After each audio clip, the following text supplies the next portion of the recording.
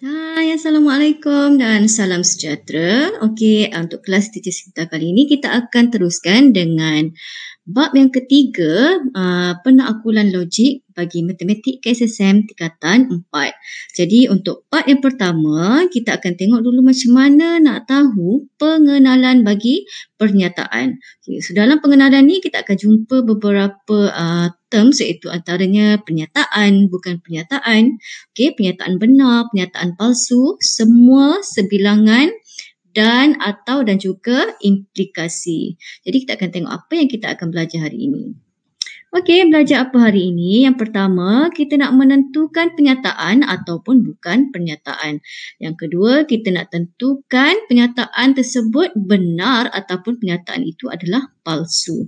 Seterusnya, kita nak tentukan penggunaan pengkuantiti sama ada semua ataupun sebilangan.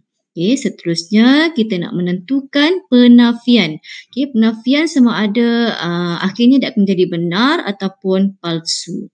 Okay, dan terakhir kita akan tentukan pernyataan majmuk, iaitu benar ataupun palsu. Okay, jadi kita tengok yang pertama.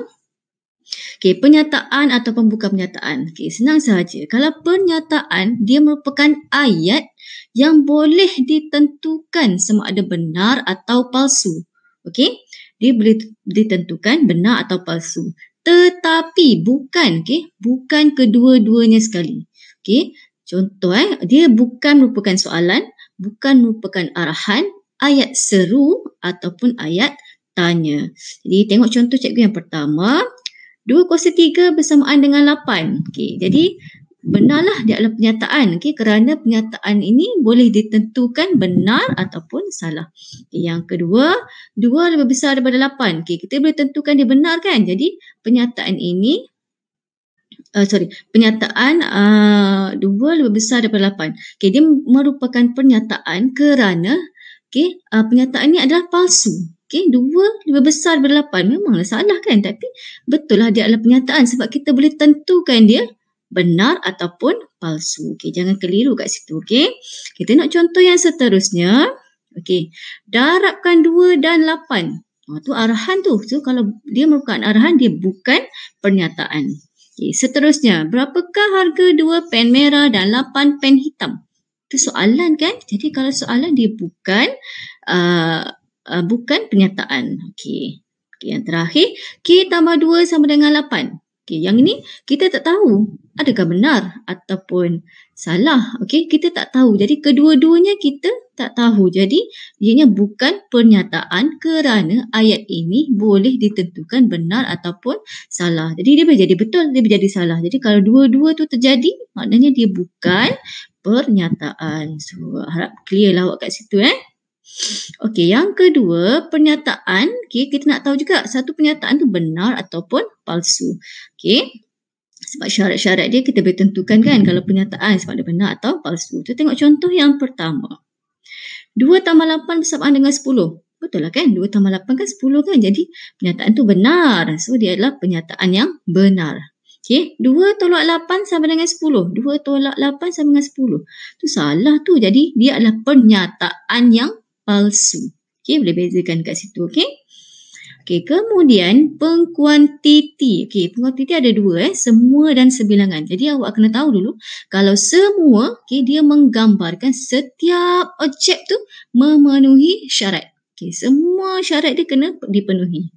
Tetapi sebaliknya dengan sebilangan menggambarkan sekurang-kurangnya satu objek memenuhi syarat.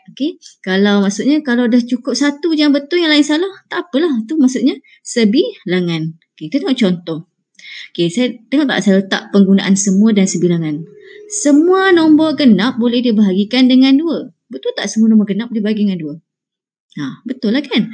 Sebab bila kita bagi dengan 2, kita akan dapat dia tanpa baki. Jadi, perkataan semua kat situ tu, menunjukkan ayat itu akan jadi benar. Kedua, saya letak sebilangan. Sebilangan nombor genap boleh dibahagikan dengan 2. Betul tak kat situ? Sebilangan nombor genap boleh dibahagikan dengan 2. Nombor genap. nombor ganjil. Sorry. Sebilangan nombor ganjil boleh dibagikan dengan 2. Cikgu rasa ada sedikit keliruan situ. Macam ni. Kalau sebilangan nombor genap boleh dibagikan dengan 2. Maksudnya nombor genap ni kan 2, 4, 6, 8 dan seterusnya kan.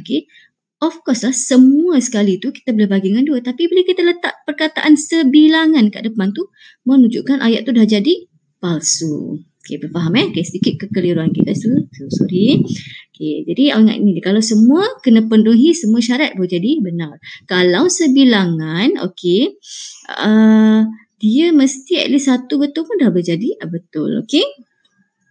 Kemudian penafian. Penafian.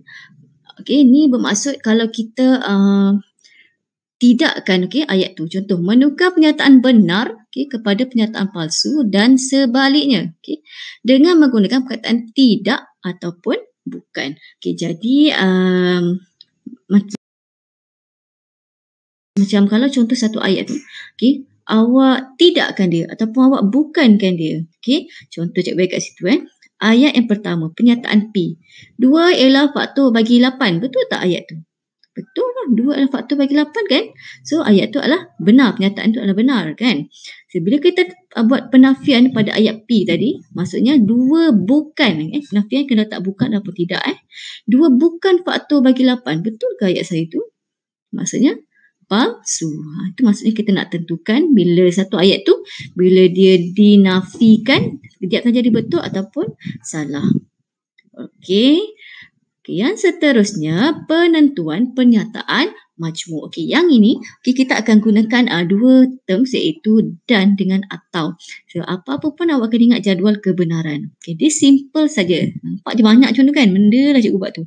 Bila ada 2 pernyataan P dan Q, bila ada syarat dan kat tengah, mesti kedua-duanya betul, P betul, Q betul. Barulah ayat tu kita dikira sebagai benar. Sebaliknya dengan atau, ayat P, ayat Q. Salah satu P tu dah betul tapi Q salah, itu pun dah dikira benar. Mungkin awak tak clear sebab awak tak tengok lagi contoh. So kita tengok contoh yang seterusnya.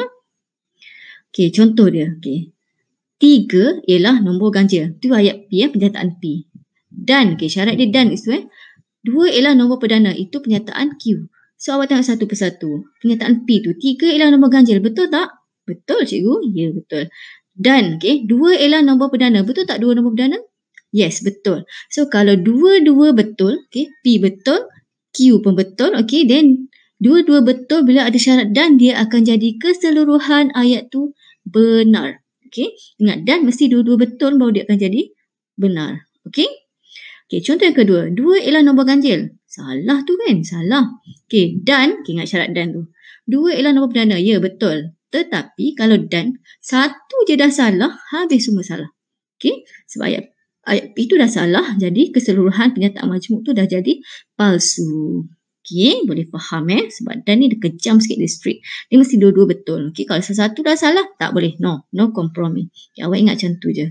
Kita nak contoh yang seterusnya bila melibatkan syarat atau. Kalau atau, kita tengok contoh yang ketiga. 5 ialah nombor ganjil kan? Betul. Atau 1 ialah nombor perdana. Mana pula 1 nombor perdana? Nombor perdana bermula daripada 2. Jadi, yang depan tu betul. Yang belakang tu salah. Jadi, bila salah satu betul, salah satu dah betul, untuk atau itu dah jadi benar. So, untuk atau ni dia baik hati. Satu je betul, tak apa. Dia boleh terima jadi geng dia. Nombor 4. 10 ialah nombor perdana atau 2 ialah nombor ganjil. 10 nombor perdana. Mana pula 10 nombor perdana? 10 boleh bagi dengan 2, boleh bagi dengan 5. Dia tak unik. So, dia bukan nombor perdana. So, salah. 2 ialah nombor ganjil. Bukan. 2 nombor genap. Jadi, dua-dua dah salah. Kiri kanan dah salah. So, bila ada atau, dua-dua salah dah salah. Itu baru dikira sebagai salah. Palsu lah. Jadi bila awak go through balik, awak tengok balik apa kita dah bincang daripada 1 sampai 5 tadi kan. So pelan-pelan awak akan boleh buat insya-Allah. Jadi untuk part ini cukup sampai di sini. So kita akan sambung part yang kedua dengan implikasi dan hujah-hujah. Jadi itu saja. Thank you for your joining today class.